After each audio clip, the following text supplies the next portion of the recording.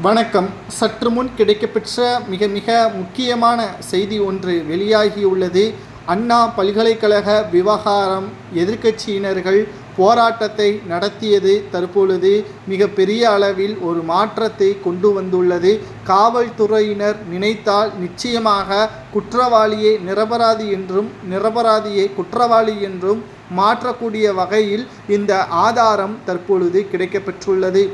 பாதிக்கப்பட்ட பெண் குற்றவாளியாக இருக்கக்கூடிய ஞானசேகரன் அவர்கள் தொலைபேசியில் யாருடனோ பேசியுள்ளார். அவரை சார் என்றும் அழைத்துள்ளார். அந்த சார் யார் என்று கடந்த சில நாட்களாகவே தமிழகம் முழுவதும் எதிர்க்கட்சியினர்கள் போராட்டத்தை நடத்தி வருகிறார்கள்.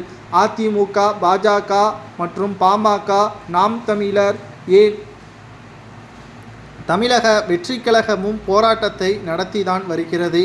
இதன் தொடக்கத்திலிருந்தே இந்த வழக்கை திசை திருப்பும் விதமாக போலீசார் ஈடுபடுவதாக எழுந்த சந்தேகம் தற்பொழுது உறுதியாகியுள்ளது என்றும், சம்பவத்தின் அன்று ஞானசேகரன் செல்போனை ஃப்ளைட் மோடில் போட்டிருந்ததாக காவல் ஆணையாளர் தெரிவித்திருந்தார். சிறப்பு குழு விசாரணை பொழுது ஞானசேகரன் அவர்கள் செல்போனில் பேசியதை மாணவி உறுதிப்படுத்தியது செய்தி தற்பொழுது வெளியாகியுள்ளது.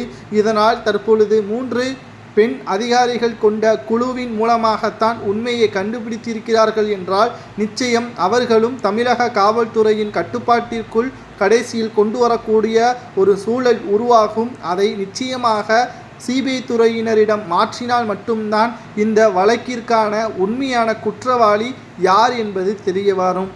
கைதான ஞானசேகரன் அவர்கள்தான் இதன் சம்பந்தப்பட்டிருக்கிறார். ஆனால் அவருக்கு அந்த தைரியத்தை கொடுத்தது யார்? இதன் மூலம் எத்தனை பெண்கள் பாதிக்கப்பட்டுள்ளார்கள்? அந்த நபர் திமுகவை சார்ந்த நபரா, மாவட்ட செயலாளரா, அமைச்சரா அல்லது வேறு யாரேனுமா, அண்ணா பல்கலைக்கழகத்தில் இருக்கக்கூடிய பேராசிரியரா என்ற பல்வேறு கேள்விகளும் தற்பொழுது மிக மிக அதிக அளவில் பேசப்படுகிறது. ஒரு பிரச்சனையை தற்பொழுது மையப்படுத்தி பேசினால் அந்த பிரச்சனையின் முடிவிற்கு கொண்டு வர வரை அந்த பிரச்சனையின் பற்றியான தாக்கம் அதிகமாக இருக்க வேண்டும்.